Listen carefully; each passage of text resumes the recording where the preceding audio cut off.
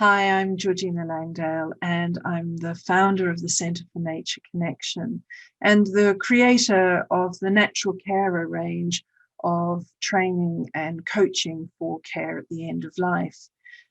I was asked to give a talk for the Conscious Dying Institute in Colorado in the USA.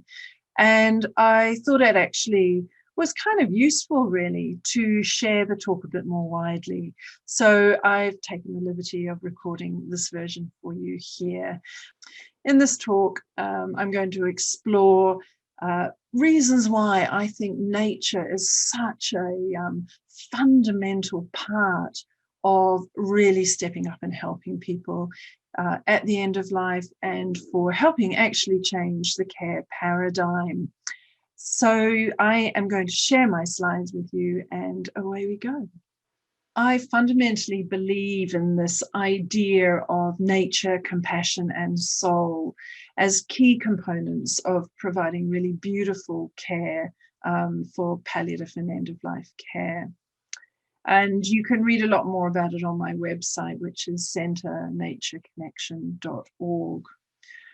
Now, we all come to this space, we all end up having to deal with the end of life. And we each come with our own stories. And this, very briefly, is mine. How did I get here? So, as I said before, I'm Georgina Langdale.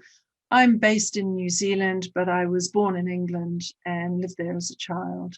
In fact, over the years, I've lived in a number of different countries in a range of different sort of cultural contexts. And this has really influenced my work. And my work has been quite varied. I have worked, and I work in as a healer in energetics, trained in shamanism. I'm a Reiki master, trained in herbalism, massage, but equally also I have worked in international conservation and in the arts in London. Nature has really woven its way through all of this work that I've done over the years, and there's a really good reason why. When I was 7 and living in the UK, I was taken into a hay barn and tied up and raped. And during that event, a few things happened. Well, one of the things that happened was I left my body and I was right up over here somewhere, way up high, but I was also still intensely in my body, and I can still hear and feel and see that whole experience, but from these two quite different viewpoints. And I think that meant for me that from then on, I just wasn't scared of death. I became fascinated with how energy moves and who we are. What is us? What am I as a person? Am I spirit? Am I body? And how do these things correspond? And how do they work together? And how do they separate? Then I had to cycle home afterwards, and I really remember the sense of all the plants in the hedgerow kind of waving and sort of saying, we'll be here for you, we can look after you. And from that, a very intense relationship with nature opened up for me. I saw the energy moving through all things, and the different types of energy that different plants and landscapes and animals and things possessed. And so I started to work with it. In shamanism, they talk about this idea of the wounding that creates the healer. And I guess that childhood episode was mine. But what it did was it fueled what has been and continues to be a lifelong passion about exploring the ways we can connect, and we have connected with nature for our health and well-being throughout time. Then death shows up. So death has showed up a lot in my life, friends, family members, and parents. And But it wasn't until my parents' death, my father recently died almost a couple of years ago, my mum a few years before that. It was their deaths that sent me on a real odyssey to really examine how we can help make death and dying more kind of okay. My mother, her death was just terrible. It was everything you didn't want it to be for everybody in the room. It was angry and painful and bitter and fearful. It was heartbreakingly awful. And but my father's dying was more tender, I think, and actually taught me more about love than I had ever previously known. So following their deaths, I did a lot of training and a lot of research. And part of my training was training with the Conscious Dying Institute in Colorado. And also with people like Dale Borglum, Ramdev, and the Upaya Center, and taking part in grief circles and things with the Zen Center for Contemplative Care in New York. And I actually also now run my own training for other people, and I call that the Natural Carer.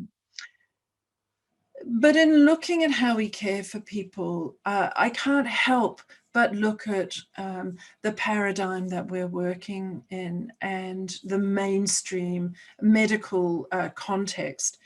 And the more I looked at it, the more I found some really troubling facts and figures. For example, 18% of medical students and residents in the USA, only 18% have said they've received any formal end-of-life care education. And 39% of students and residents surveyed said they were unprepared to meet, they just felt completely unprepared to meet patients' needs. And 50% said they didn't know how to manage their own self-care. Then another thing I found in another study, which was of palliative care patients, was this really poignant and powerful statement. And somebody said, "I think people forget that we're still people with lives outside of being the dying person." I'm going to say that one again. I think people forget we're still people with lives outside of being the dying person. This is such a profound statement. And I kind of think of it as my lighthouse on the rocks as I navigate the way to safe harbor in death and dying. And I return to it a lot and through this talk. Another comment that I wanted to draw attention to here was made by a Dr. Francis Peabody, and he lectured at Harvard Medical School. And in 1927, he wrote a seminal essay called Care of the Patient. And in it, he said that the secret of the care of the patient is in caring for the patient. He saw that we needed to see the whole person. Now, this idea is not at all new, but it has been forgotten. Our gentleman down here in the red is Marsilio Ficino, a physician in Florence in the 1400s. He believed very strongly in this. And before him, Hildegard von Bingen in the 12th century. Hippocrates, the father of medicine, said that relationship between physician and patient is fundamental, and the physician needs to observe the patient as a whole. And even further back, the Greek god Asclepius, the healing attributed to him also took this very same approach. So how do we see the whole person? How do we open doorways to the soul, as it were? And I think nature has a really great role to play in this. One of the things that I hear time and time again when I'm talking with people working in palliative and end-of-life care, health professionals, hospice nurses and things, is this comment that there's like a sense of helplessness when they're with a patient, but the patient has no beliefs around spirituality or death and dying. In a way, it shuts the conversation down. So this lack of belief can sometimes become a barrier to connection and communication. But here's where nature really steps up for us. I think it kind of steps into the void, because within our connections to nature, we can find places of comfort. So I see that nature helps build bridges between carer and patient, family and patient, patient and landscape. It opens doors to deeper ways of being and of understanding each other. And also it does a huge amount in reducing anxiety by helping place us within the cycle of life. The more that we see ourselves as part of nature, which indeed we are, the more we're able to kind of look at the process of death and dying. Renaissance philosophers and physicians spoke about this idea of prima materia, that prima materia, the things that we're made of, return to that source material after death. And they talked about our health and well-being was seen absolutely in context of our relationship with nature and with cosmos. And I've drawn a terrible picture here, but hopefully it will give you a quick idea. So I've got a person, a plant, and a mountain. And what we're seeing here is we're made of three things: matter, spirit, and soul. This is how the ancients would describe it. So this green pen is matter. So when we die, this matter returns to earth. Human returns to earth, plant returns to earth, mountains return, to earth, erosion and things change it. Then we have spirit, and there's an idea of kind of universal spirit, the animus. And so there is this idea that spirit then returns to spirit, to animus. And then there is anima, our soul. And down here we have this idea of world soul. So soul returns to soul. I like to think of soul also returning to the places where our loved ones can find us. And there's something very beautiful in that. The image up over here is an image that shows planetary relationship to plants. And I talk about this a lot in training I do and in coaching work and consultations. It's absolutely fascinating when you take the look at, how these Renaissance masters and earlier looked at our relationship with cosmos through our relationship with planets. Marsilio Ficino, who was in the 1400s, we met him on the other page, he was the man in red. He said, we are a microcosm of the macrocosm. He also called himself a physician of the soul, which I really love.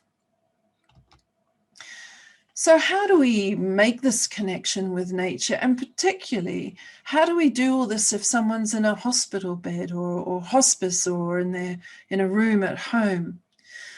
Well, two of the most easy and transportable ways to do this are through nature visualization and energetic connection. This can literally be done anywhere, and it can be done with you in the room with the person, and it can also be done by distance. Nature visualization is this idea of telling stories of nature to help transport somebody there in their mind. So one of the ways that we can do this is by asking really good questions of the patients that we're working with. We're helping someone to be who they are when we do this. If we ask great questions and open questions and get a sense of the landscapes people love, the places they drew comfort from, their favorite plant, the things they love to do out in nature, whether it was, riding a horse bareback along a beach or rock climbing or something. If we find out about these things, we can then kind of bring them into the room for the person. And in doing that, we are helping that person be their life outside of being the dying patient. When we use visualization or energy work, we then can, and nature, we can then help create connection.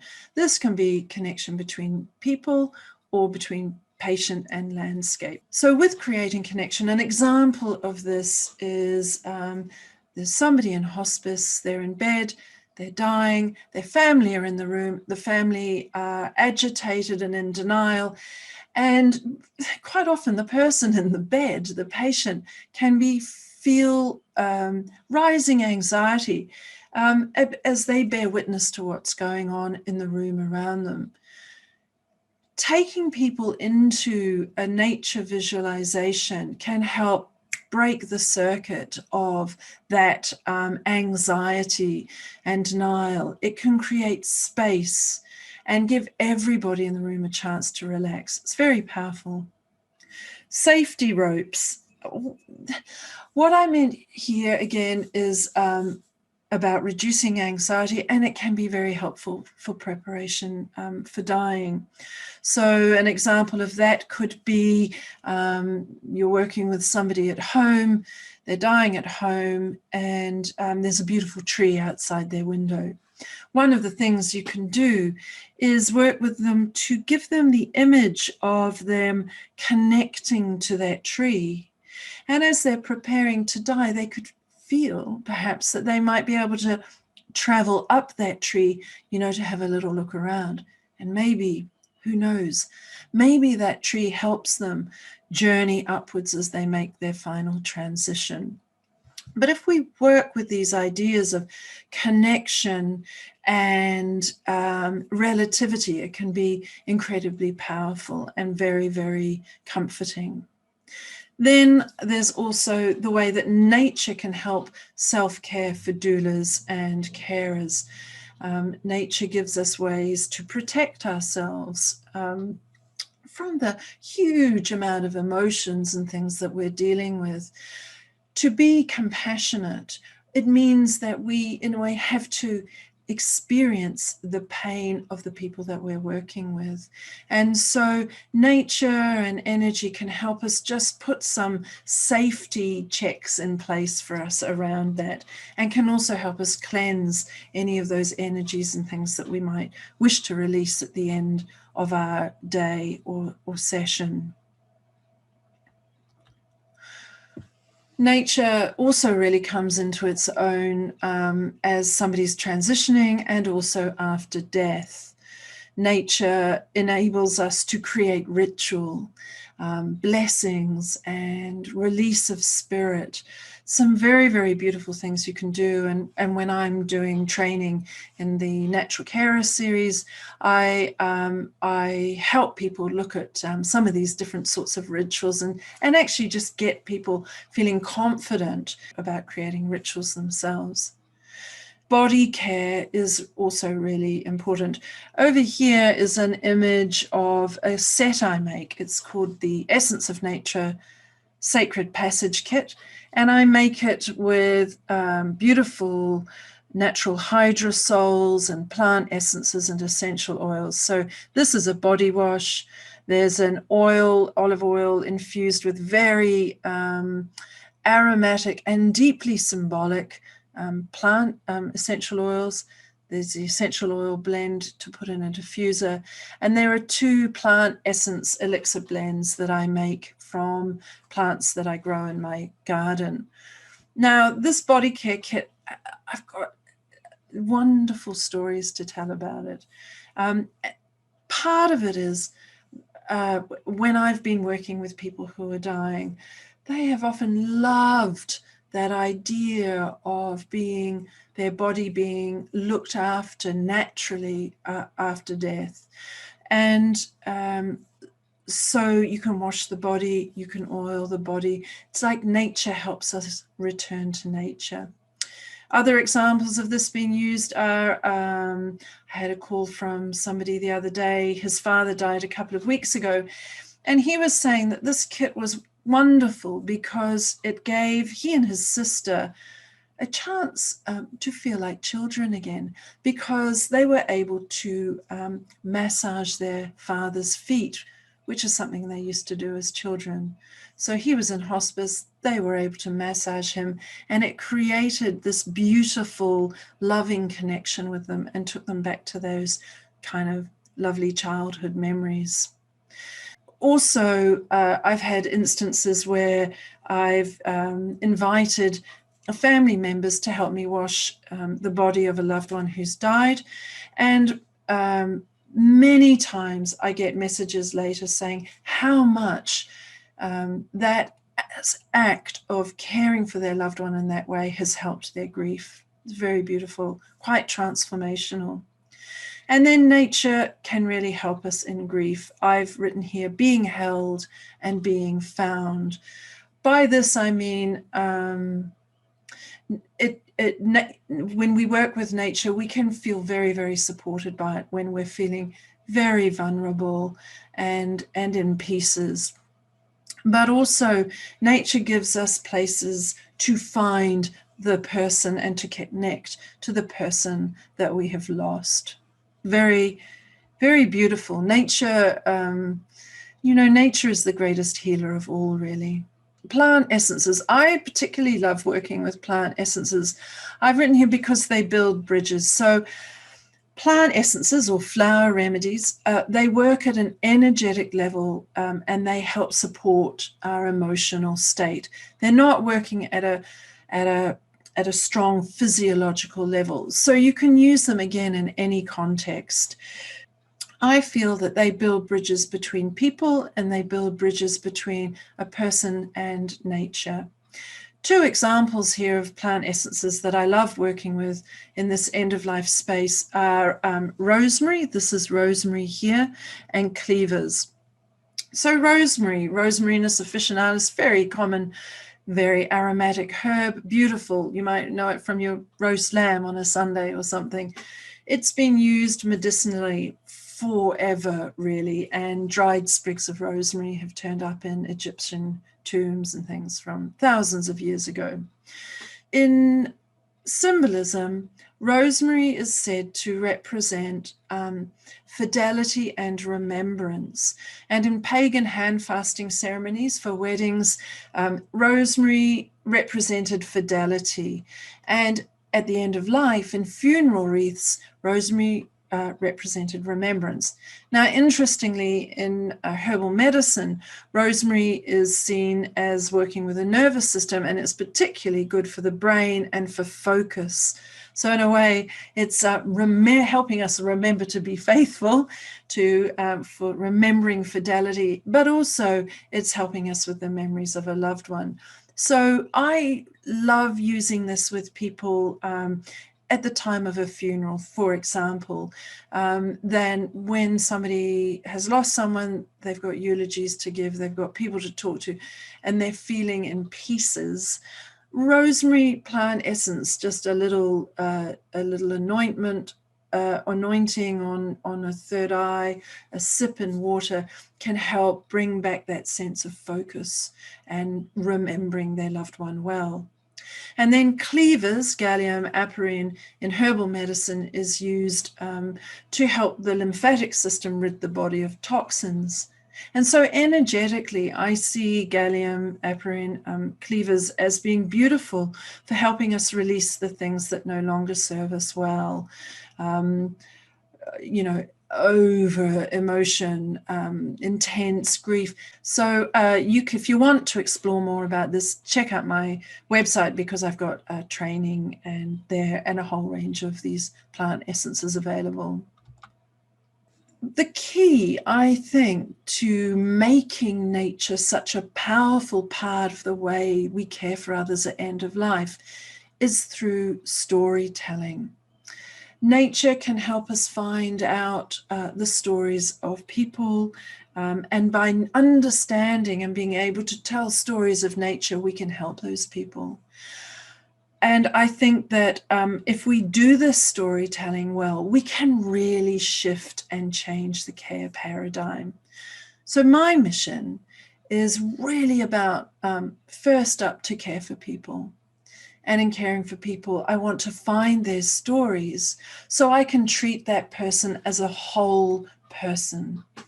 Back to Peabody et al. Also, my mission is to really assist in growing the body of academic and non-academic work that supports non-medical support in end-of-life care, such as some of the things that we've been talking about in this presentation. Why? Because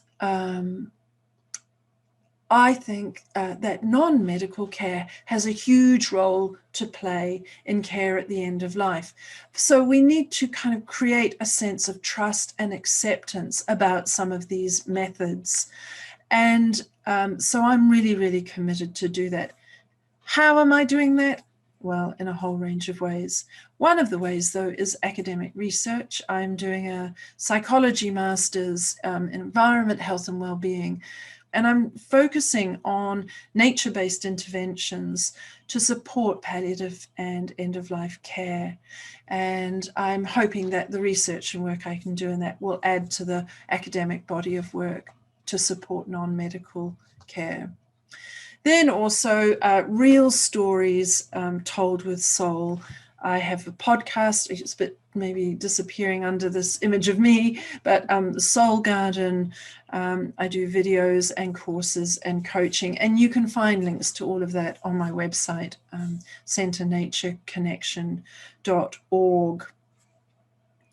I have three key takeouts from this presentation. And one is that as people interested in working and caring for others and at the end of life, if we're a doula or a health professional, we're all really wanting to make a difference. We want to make things as comfortable and peaceful as possible for that person. We're doing this in a paradigm that does need changing to enable the whole person to be seen and to enable the modalities that can support that whole person to be used in medical and non-medical contexts. And I think that nature gives us some great tools to create this change, to enable this care. I'd like to end this presentation with one more story. I was working with somebody, she was in hospice and she was dying. And she and I had talked, and she loved gardening. She loved to garden. And one day I went into her room. She was in a deep medicated sleep, and her back was facing the door, and I slipped in really quietly, sat down on the chair beside her bed. Her back was to me, and I tuned in with her energetically. In that energetic attunement, I then built up a very detailed visual picture of her and I walking in a garden.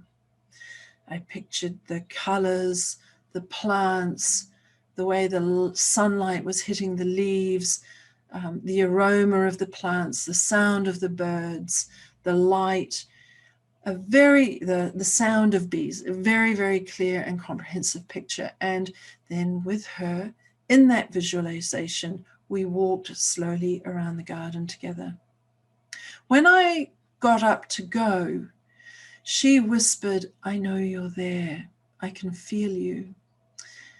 And as I leant closer to hear her, she smiled and she said, "Thank you for taking me to the garden." So if you'd like to find out more about the services and the courses and training and things that I offer, I really invite you to come over to centernatureconnection.org. And if you've got any questions or you want to get in touch, by all means, email me at georgina@centernatureconnection.org.